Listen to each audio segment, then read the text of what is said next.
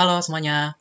Sebelumnya, perkenalkan nama saya Beltran Yordan Simangunsong dengan NIM 26050119120031 dari kelas Oceanografi B angkatan 2019. Pada responsi kali ini, saya akan menyampaikan sedikit terkait materi praktikum penginderaan jauh dan pemetaan laut, tepatnya pada modul 1, yaitu Interface Pengenalan Air Mapper 7.0 dan Citra Landsat 8. Jadi, untuk mempersingkat waktu langsung saja.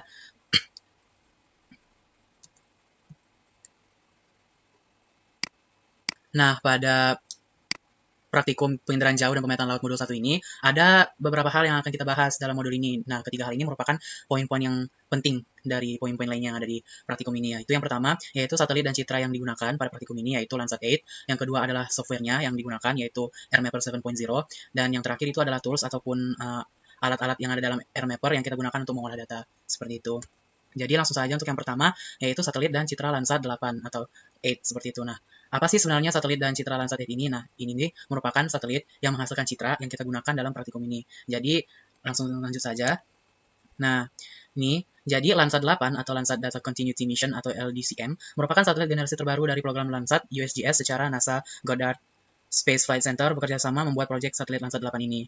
Nah, satelit ini baru diluncurkan pada 11 Februari 2013 di Pangkalan Angkatan Udara Vandenberg, California, Amerika Serikat. Nah, satelit Landsat ini dirancang mempunyai durasi misi selama 5-10 tahun. Nah, untuk karakteristiknya sendiri dapat dilihat yaitu satelit ini tuh mempunyai dua sensor yang merupakan hasil pengembangan dari sensor yang terdapat pada satelit-satelit program Landsat sebelumnya seperti Landsat 5, 6, dan 7 seperti itu. Nah, lalu spesifikasi lainnya itu pada bandnya, yaitu dia memiliki 11 band. Nah, yang terdiri dari citra multispektral resolusi 30 meter, kemudian ada yang pankromatik resolusi 15 meter, dan ada yang thermal dengan resolusi 100 meter. Untuk citra pankromatik resolusi 15 meter ini biasanya digunakan untuk penajaman citra. Nah, untuk sensor dalam Landsat 8 ini yaitu sensor Operational Land Manager atau OLE yang terdiri dari 9 band, serta sensor Thermal Infrared Sensors atau TIRS yang terdiri dari 2 band. Nah, jadi dari 11 band ini, 9-nya itu merupakan sensor Operational Land Manager. Nah, terus yang 2 laginya merupakan sensor Thermal Infrared Sensor atau sensor suhu, seperti itu. Nah, untuk keunggulan dari satelit dan citra Landsat 8 ini ada 5. Yang pertama, memiliki band yang warnanya lebih beragam, yaitu RGB. Nah, RGB ini adalah red, green, dan blue. Nah, ini akan kita bahas lagi selanjutnya. Nah, karena adanya band warnanya beragam ini, sehingga warna-warna objeknya menjadi lebih bervariasi. Nah, lalu yang kedua, keberagaman band yang ada juga menyebabkan satelit mampu mengidentifikasi objek yang berbeda-beda, seperti konsentrasi aerosol di atmosfer, tampilan air laut, awan sirus, suhu permukaan bumi dan laut, daerah yang terbakar, letusan gunung berapi, dan lain-lain. Nah, karena dia bandnya beragam seperti ini, dia ada sensor operational land dan ada sensor thermal, jadi dia bisa mengidentifikasi objek yang berbagai macam seperti itu. Misalnya tadi kan ada sensor thermal yaitu sensor suhu. Nah, itu biasanya digunakan untuk mengidentifikasi suhu permukaan bumi ataupun seperti ini yang ada daerah terbakar, letusan gunung berapi seperti itu. Nah, lalu untuk yang keunggulan yang ketiga, dia sensitivitas Landsatnya meningkat menjadi 12 bit, sehingga tampilan citra menjadi lebih halus, baik pada band multispektral maupun yang pankromatik. Jadi tampilan citranya menjadi halus karena sensitivitas Landsatnya ini meningkat menjadi 12 bit. Nah, untuk keunggulan yang keempat, itu band yang ada pada Landsat ini memiliki resolusi tingkat menengah, sehingga produk-produk citra yang dihasilkan oleh Landsat 5 dan 7 pada beberapa dekade yang lalu masih relevan untuk studi data time series yang ada di Landsat 8. Jadi, maksudnya produk-produk citra yang dihasilkan Landsat 5 dan 7 ini masih bisa digunakan untuk studi data time series atau studi data dalam jangka waktu tertentu yang digunakan dalam Landsat 8 seperti itu. Nah, lalu untuk keunggulan yang kelima, akses datanya terbuka dan gratis serta bisa memberikan begitu banyak informasi berharga bagi para pengguna. Karena ini untuk citra Landsat 8 ini bisa kita download di berbagai web yang ada, seperti misalnya pada praktikum ini kemarin kita mendownloadnya dari Glowfish seperti itu. Nah, lalu produk citra ini juga bersifat time series tanpa stripping. Dengan memanfaatkan citra-citra keluaran versi sebelumnya, tentunya akan lebih banyak lagi informasi yang dapat tergali. Jadi, informasi dari citra Landsat ini sudah lebih baik daripada citra-citra sebelumnya. Nah, lanjut lagi. Nah, yang kedua, itu merupakan software yang kita gunakan, yaitu software AirMapper 7.0. Langsung saja. Nah, software AirMapper 7.0 atau AirMapper ini merupakan kepanjangan dari Earth Resource Mapper. Ini adalah suatu software yang biasa digunakan dalam pengolahan citra. Nah, software ini sendiri dikeluarkan oleh Earth Resource Mapping. Nah, apabila pengolahan citra dilakukan dengan software ini, maka prosesnya akan lebih mudah dipelajari karena dijalankan pada sistem operasi Windows. Nah, ini merupakan salah satu keunggulannya, yaitu lebih mudah dipelajari. Seperti itu. Lalu, keunggulan AirMapper lainnya adalah kemampuannya untuk menghemat ruang hard disk komputer, serta dapat mengintegrasikan data raster dan data vektor. Keunggulan lainnya adalah bisa menghubungkan dengan data dari sistem informasi geografis. Nah, menu yang ada di software ini juga sudah banyak dan cukup lengkap, sehingga bisa menjalankan banyak fungsi seperti itu. Nah, seperti yang kita lihat pada praktikum juga sudah ada banyak sekali menu seperti tools-toolsnya gitu kan. Nah, seperti itu. Jadi dia bisa menjalankan banyak fungsi. Nah, contohnya ini ada menu contrast enhancement. Nah, ini tuh untuk melihat berbagai kombinasi band citra tanpa perlu secara manual menetapkan batas aktual setiap waktu. Jadi dengan mengklik contrast enhancement, maka nanti langsung terlihat hasil kombinasi dari berbagai band citranya lagi. Nah, nanti kita akan bahas selanjutnya. Nah, untuk AirMapper ini dapat dijalankan pada komputer dengan spesifikasi minimal komputer PC80 dengan prosesor Pentium, RAM 24 GB dengan sistem operasi Windows 95 ke atas atau Windows NT dan monitor warna beresolusi tinggi. Nah, AirMapper juga dapat dijalankan pada sistem jaringan kerja atau network dengan sistem operasi Unix. Nah, AirMapper ini sendiri dapat digunakan untuk menampilkan dan mengolah data raster, menampilkan dan menjadi data vektor, dan dapat dihubungkan dengan data dari sistem informasi geografis, database management system, dan sumber data lainnya seperti itu. Jadi, software AirMapper 7.0 ini merupakan software pengolahan data citra yang sangat advance sekali, jadi bagus digunakan. Lalu untuk poin yang ketiga, yaitu tools atau menu ataupun alat yang ada pada AirMapper yang kita gunakan untuk mengolah datanya. Nah, untuk modul satu ini sendiri memiliki beberapa tahapan yang ada yang kita kerjakan pada praktikumnya. Itu yang pertama, penggabungan citra, lalu ada penajaman citra, lalu ada cropping citra, ada reading data value, dan ada geolink seperti itu. Jadi, ada 5 tahapan yang ada pada modul ini, dan setiap tahapannya ini menggunakan tools-tools yang berbeda pada AirMapper-nya. Jadi, untuk setiap Jadi kita akan membahas tools-tools yang digunakan untuk setiap tahapan-tahapan yang ada ini. Jadi memang agak banyak, jadi memang agak panjang seperti itu. Jadi langsung saja, untuk yang pertama yaitu penggabungan citra. Nah, apa sih sebenarnya penggabungan citra itu? Nah, penggabungan citra ini sebenarnya dapat diartikan sebagai penggabungan dua atau lebih citra yang berbeda untuk menghasilkan citra baru yang menggabungkan kelebihan dari citra-citra asalnya tadi. Nah, penggabungan citra ini dilakukan dengan cara menggabungkan beberapa layer citra dengan file pencitraan yang berbeda-beda. Nah, penggabungan citra ini terdiri dari beberapa band. Nah, pada praktikum ini kita menggunakan band 1, band 2, band 3, band 4, band 5, band 6, band 7, dan band 8. Seperti itu. Lalu ke-8 band yang digunakan pada praktikum ini disesuaikan dengan band hasil duplicate pseudo layer yang berada pada pseudo layer. Nah, ini akan kita bahas selanjutnya pada tools. Lalu, penggabungan citra ini dilakukan dengan menggabungkan beberapa citra untuk menjadi suatu citra yang utuh. Semua citra yang digabungkan memiliki perbedaan resolusi atau fungsinya masing-masing. Citra yang terpisah tersebut diberi nama dengan band. Ketika semua band disatukan, maka akan membentuk citra yang baru dan menampilkan data yang dicari, yaitu data penggabungan. Setelah digabungkan, maka terbentuk layar biru dan kuning pada hasil. Nah, untuk tools yang digunakan yaitu duplicate pseudo layer dan refresh image with 99% clip on limit. Seperti itu. Nah, jadi sebenarnya penggabungan citra ini prosesnya itu dia ada beberapa band citra tertentu yang kita buat, kemudian setelah kita masukkan data citranya masing-masing pada setiap band itu, lalu kita gabungkan. Nah, setelah kita gabungkan nanti, dia akan membentuk citra yang baru, di mana citra yang baru ini tuh mengandung semua informasi dari band-band citra yang ada tadi. Jadi kan tadi ada 8 citra, kemudian dia digabungkan semuanya, jadi nanti dia menghasilkan citra yang baru, sehingga citra yang baru ini memiliki semua informasi yang ada di citranya. Jadi jadi citra yang dihasilkan itu semakin bagus lah, semakin memuat informasi yang banyak dan semakin bagus digunakan sebagai analisis karena hasil penampakan objek pada citranya itu akan lebih bagus nantinya seperti itu. Jadi seperti itu untuk penggabungan citra. Lalu ini adalah beberapa tools yang digunakan seperti yang tadi disebutkan bahwa ada duplicate shadow layer dan refresh image with 99% clip on limit. Nah, jadi ini dalam AirMapper itu nanti dia ada di bagian sininya, ini duplicate, kemudian ini nanti ada di bagian ini load dataset. Ini dia lambangnya seperti ini, refresh image with 99% clip on limits. Nah, untuk duplicate ini sendiri, penggunaannya ini untuk sebagai ini. Jadi dia pada saat ketika kita membuka load datasetnya itu nanti akan ada satu layer tertentu seperti itu. Nah, lalu kita gunakan duplicate sebanyak 8 kali sehingga nanti akan ada 8 layer itu. Nah, jadi untuk setiap 8 layer ini kita ganti namanya menjadi band, kemudian kita masukkan data-data yang kita gabungkan seperti itu, yaitu data B1 sampai B8 seperti itu kan. Nah, fungsi duplikat itu seperti itu, yaitu untuk menduplikat layer agar citra-citra yang kita gabungkan itu bisa kita masukkan seperti itu. Nah, lalu untuk tools refresh image with 99% clip on limits ini sendiri, fungsinya ini tuh untuk memperlihatkan hasil citra yang telah kita gabungkan seperti itu. Nah, pada awalnya ketika kita sudah menduplikat, ketika kita sudah memasukkan data-data citra band 1 sampai band 8 itu, nanti dia hasilnya tuh tidak kuning seperti ini. Nah, jadi ketika kita selesai memasukkannya dan kemudian kita klik icon tools ini, refresh image with 99% click on limit ini, nanti dia citranya itu akan berubah jadi kuning seperti ini. Nah, citra yang kuning ini menunjukkan hasil gabungan dari ke-8 citra yang kita gabungkan sebelumnya pada tahapan yang ini seperti itu. Nah, jadi nanti dia hasilnya seperti ini, teman-teman, begitu. Nah, seperti itu adalah merupakan beberapa tools yang digunakan dalam penggabungan citra ini. Jadi nanti ketika citranya digabungkan, maka nanti dia akan memiliki citra baru yang lebih bagus dan lebih memiliki informasi yang lebih banyak, yang lebih informatif daripada citra-citra yang belum digabungkan seperti itu. Nah, lalu untuk tahapan yang kedua itu penajaman citra. Nah, jadi citra yang sudah kita gabungkan tadi, citra hasil gabungan tadi, kita akan tajamkan. Nah, seperti itu. Nah, penajaman citra ini merupakan teknik peningkatan kontras warna dan cahaya dari suatu citra sehingga memudahkan untuk interpretasi dan analisis citra itu. Nah, penajaman citra dilakukan untuk memperjelas data citra setelah digabungkan. Cara melakukan proses penajaman ini dengan menggunakan tools RGB dan refresh pada AirMapper. RGB atau red, green, blue adalah komposit warna yang mewakili setiap panjang gelombang warna. RGB adalah mode color yang digunakan pada proses penajaman citra pada praktikum ini. RGB sendiri adalah singkatan dari red, green, blue. Dengan komposit warna RGB ini, setiap band pada citra dicocokkan dengan warna RGB, yang dimana terdiri atas merah untuk band 4, hijau untuk band 3, dan biru untuk band 2. Nah, adapun tools yang digunakan yaitu 99% contrast enhancement, create RGB algorithm, RGB dataset, dan refresh image with 99 clip on limit. Nah, seperti itu. Jadi Untuk penajaman citra ini sendiri yaitu tujuannya itu untuk untuk semakin memperjelas citra yang sudah kita gabungkan tadi. Nah, jadi kan citra yang kita gabungkan tadi itu kan warnanya masih kayak kuning gitu kan. Jadi dia belum menunjukkan daerah di permukaan bumi dengan jelas, nah seperti itu. Nah, adanya proses penajaman citra ini akan membuat tampilan citranya itu menjadi lebih bagus lagi sehingga bisa digunakan dalam analisis citranya. Jadi nanti hasilnya itu dia akan berubah warna dan lebih menunjukkan keadaan aslinya seperti itu.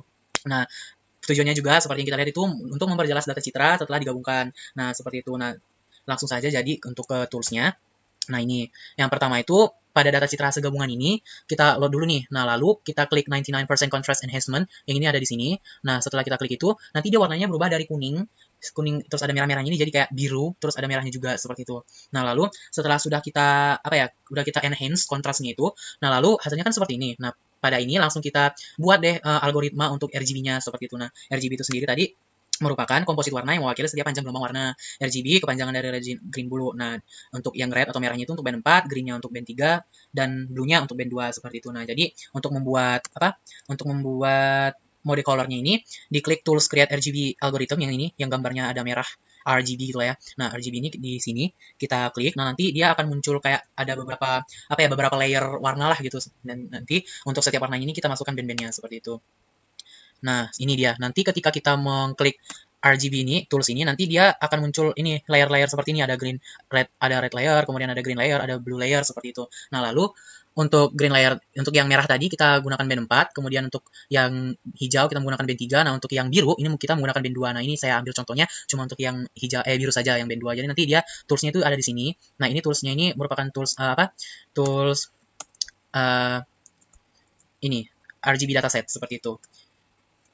Ini adalah merupakan tools RGB dataset. Nah, nanti kita bisa memilih nih band-band yang akan digunakan. Nah, jadi nanti untuk yang merah itu dia pakai band 4, untuk yang hijau nanti dia pakai band 3, nah untuk band 2 ini digunakan untuk yang warna biru seperti itu. Nah, lalu nanti warna citranya itu bakalan berubah jadi kayak gini. Dia jadi kayak bisa menunjukkan bahwa ini awan kan. Nah, terus ini laut, terus ini tepi pantai yang agak hijau-hijau ini. Nah, terus ini merupakan daratan seperti itu. Jadi, tadi kan dia kan warnanya masih kayak gini kan ya, masih kayak kurang bisa menunjukkan keadaan aslinya kan. Nah, dengan adanya tools dari Create RGB Algorithm dan ini, nanti dia bisa menunjukkan keadaan aslinya. Jadi, dia seperti ini. Jadi, bisalah digunakan untuk menganalisis keadaan di permukaan buminya seperti itu. Lalu untuk tools yang ini, refresh image with 99% click on image ini yang ada di sini, ini lebih bertujuan untuk merefresh image-nya. Jadi dia kayak semakin bagus gitulah tampilannya. Ini kan kayak semakin terang gitu kan dia kelihatannya kan daripada ini kan. Seperti itu. Lalu untuk tahap selanjutnya yaitu cropping citra. Nah, cropping citra ini gampang. Cropping citra ini berfungsi untuk memfokuskan citra pada satu wilayah sehingga sambil mengidentifikasi untuk satu wilayahnya lebih mudah.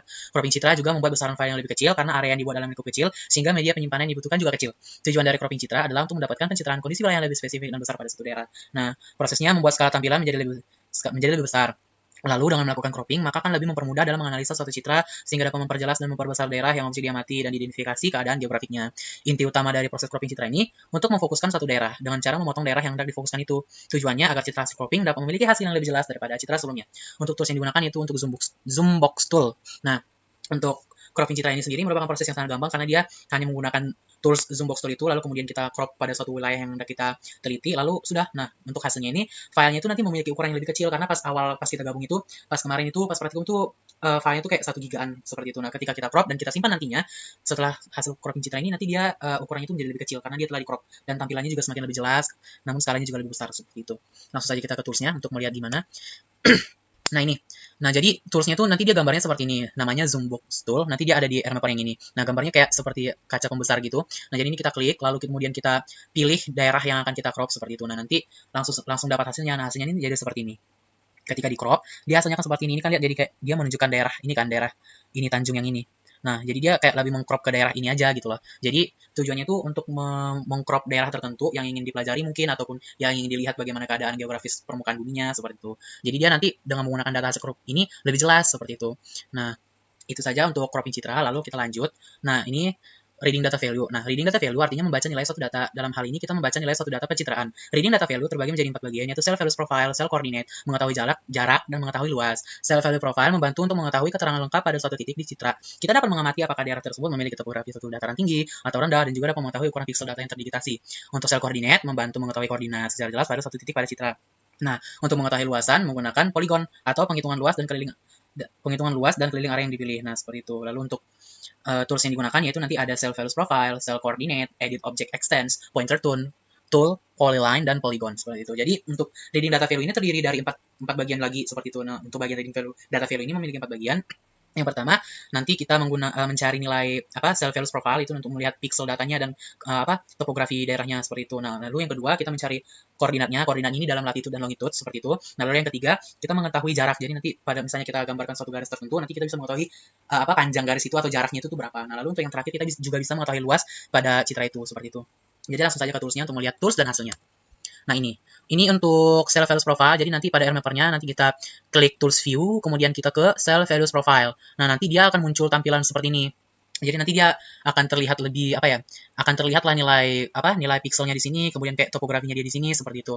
Nah, lalu ini tools kedua sama, dia dari tools view juga pada RMapper, tapi dia ke cell coordinate. Nah, ketika diklik ini, kemudian kita gunakan pointer tools pada citranya ini, nanti dia bisa menghasilkan koordinat-koordinat tertentu pada daerah sini seperti itu. Jadi nanti untuk koordinat setiap titik yang kita point dengan menggunakan pointer tool, nanti kita bisa mengetahui nilai koordinat dalam latitude dan longitude-nya seperti itu. Itu menggunakan toolsnya. Lalu yang ini itu untuk menggunakan ini untuk mencari jarak, yang ini untuk mencari luas seperti itu. Nah, untuk mencari jarak dan luas ini menggunakan tools. Nah, toolsnya ini dari hasil annotate yang ada pada RMapper. Nah, kita annotate, nanti tools ini akan muncul beragam-ragam seperti itu. Nah, untuk mengetahui jarak, kita menggunakan tools, yaitu polyline seperti itu. Nah, ketika kita menggunakan polyline, dan kita menggunakan pointer tools yang ada pada RMapper, lalu kita gambarkan garisnya seperti ini, ketika kita gambarkan garisnya seperti ini, nah lalu kita gunakan tools edit object extends, nanti dia akan muncul ukuran panjang garisnya atau ukuran jaraknya dalam berbagai satuan. Nah, ini ada kilometer, ada meter, ada mil, sama ada mile, sama ada feet seperti itu. Jadi dia ada 4 ukuran. Jadi dia bisa menggambarkan panjang itu dalam berbagai ukuran yang berbeda seperti itu. Nah, untuk mencari nilai luas juga caranya hampir sama. Lalu yang itu kita menggunakan tools yang ada pada ini, yaitu kita pilih polygon.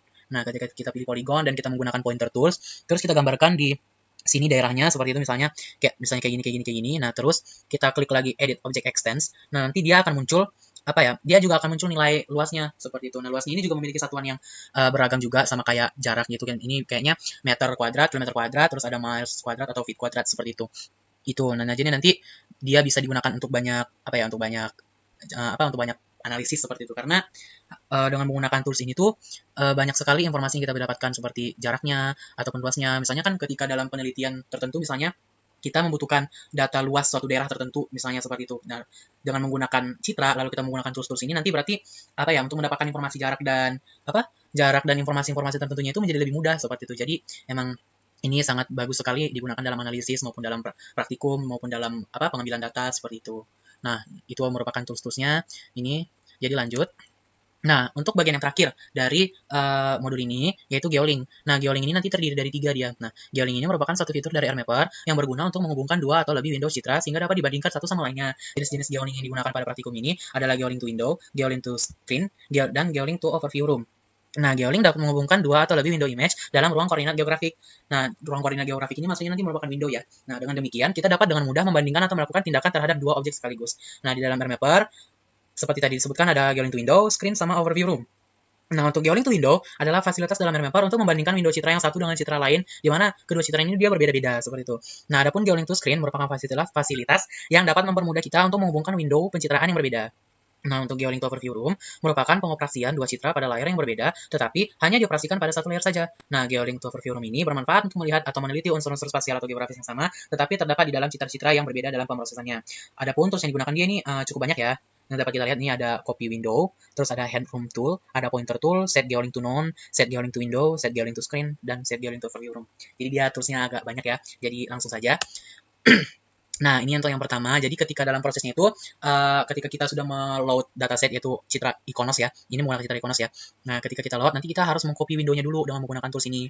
Tools ini ada di RMapper ini. Nah, kegunaan dari tools copy window ini, jadi dia nanti akan mengcopy satu window ini menjadi 2 kayak gini. Karena kan geolink ini kan merupakan proses yang digunakan untuk mengamati 2 citra sekaligus kan, biar nggak ribet kan seperti itu. Nah, jadi memang harus ada 2 citranya seperti itu, harus ada 2 window. Jadi kita menggunakan copy window. Nah, seperti itu. Lalu untuk set untuk geolinknya nanti kita menggunakan hand room tool untuk yang geolink to window sama yang screen. Terus nanti kita menggunakan pointer tools untuk yang overview room seperti itu. Jadi ini kayak hand room tool sama pointer tool ini lebih ke lebih ke cara dia nunjukin prosesnya nanti lah seperti itu. Jadi nanti dia bisa menggerak-gerakkan citranya lah seperti itu. Nah, jadi langsung saja untuk jenis geolink yang pertama yaitu geolink to window. Nah, itu tuh caranya di sini pada tampilan awal dia seperti ini. Nah, terus ini nanti dia citranya seperti ini. Nah, lalu untuk melakukan set geoling to window ini, kita menggunakan tools yang ini. Jadi nanti pada Windows Citra Iconos yang paling kanan ini, yang paling kiri ini, yang pada praktikum itu yang 2009, nanti kita klik kanan, lalu dia muncul quick zoom seperti ini. Nah, lalu kita pilih set geoling to window. Kita menggunakan tools set geoling to window ini. Nah, ini dilakukan juga untuk kedua citranya seperti itu. Nah, ini kan citranya nih. Nanti kita klik kanan, terus muncul quick zoom, terus kita pilih set geoling to window. Nah, dilakukan untuk keduanya. Nah, lalu kita menggunakan hand roam tool, lalu kita geser-geser pada ini, pada apa sih namanya ini, pada window yang pertama ini. Nanti ketika kita geser-geser dengan menggunakan hand tool ini, nanti walaupun hanya kita geser pada window yang pertama, nanti window yang kedua ini akan ikut bergeser juga seperti itu. Nah, sehingga geoling to window ini lebih memudahkan pembandingan untuk dua citra daerah yang sama dengan waktu pengambilan yang berbeda-beda seperti itu. Jadi dia banyak digunakan untuk analisis juga. Karena kan ini kan Iconos 2005, kemudian ini Iconos 2009 kan. Jadi ketika kita menggunakannya ini bisa bisa digunakan sebagai proses pembandingan keadaan daerah di yang digambarkan oleh citra ini seperti itu.